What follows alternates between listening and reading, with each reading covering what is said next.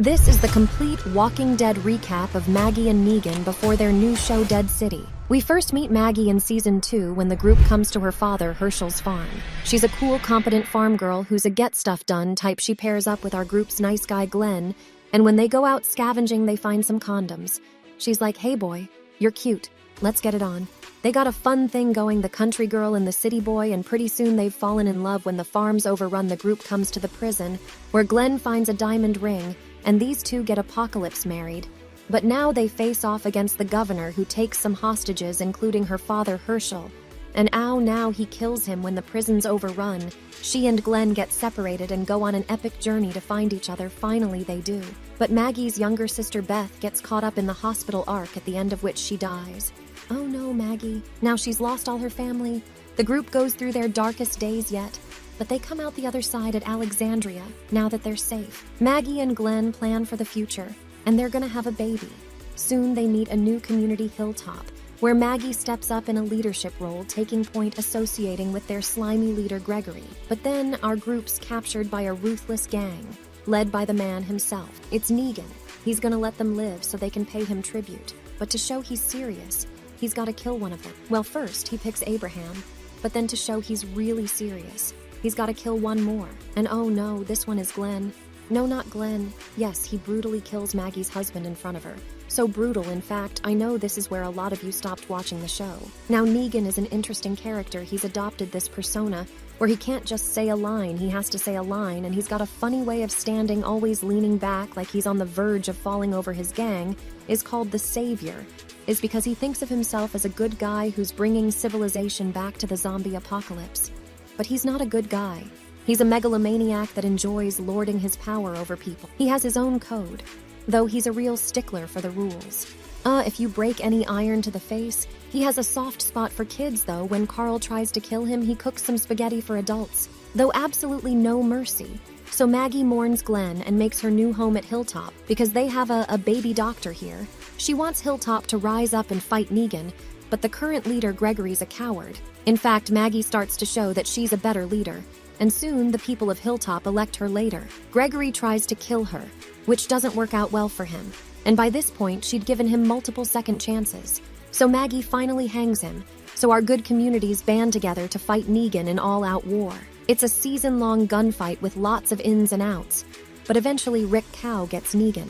But Rick doesn't kill him. He sentences him to life in prison to show that this new world can be merciful. Maggie does not agree with this decision. She busts in to kill Negan herself, but when she sees how much he hates confinement, she changes her mind, leaves him here to rot, but Maggie's ready to start somewhere fresh. So when she meets this woman, Georgie, who's traveling around trying to help out other communities, Maggie's like, yeah, let me roll with. Now we have a time. Jump Negan's better adjusted to his life in captivity, found a new purpose as the funny man who lives under the stairs. In fact, the group has gotten lazy one day. They don't lock his cell, so the Negan is friggin', he thinks about restarting the Saviors. But the world's different now. He's different now. Looking back on the Negan that he used to be, he Rely is now. Yeah, I was kind of cringe.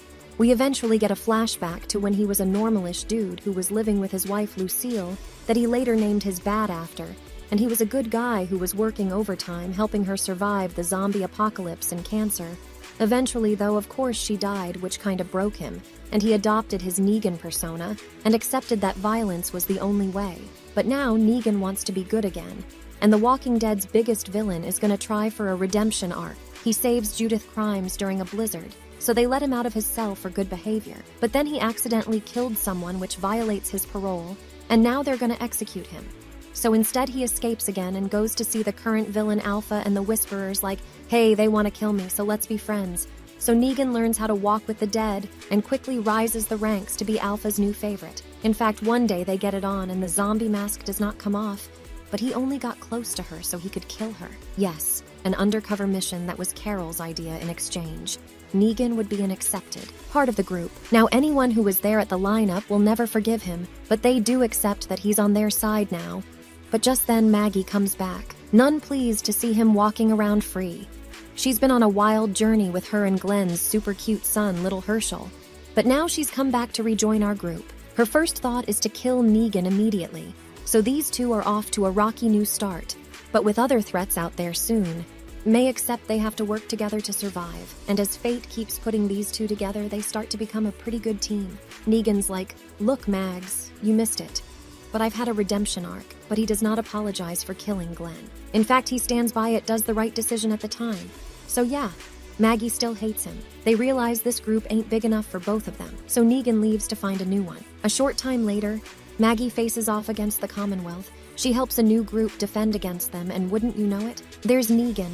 And when her son Herschel is captured, it's Uncle Negan who busts in to save him. But whoa, don't call him Uncle Negan, that's the psycho who killed my father. Negan's like, "Yeah, kids, sorry about that." So they put this beef on hold now. Saving her son goes a long way for Maggie to start trusting Negan more. And in fact, Negan has a family now because he got Apocalypse married and his wife's already pregnant.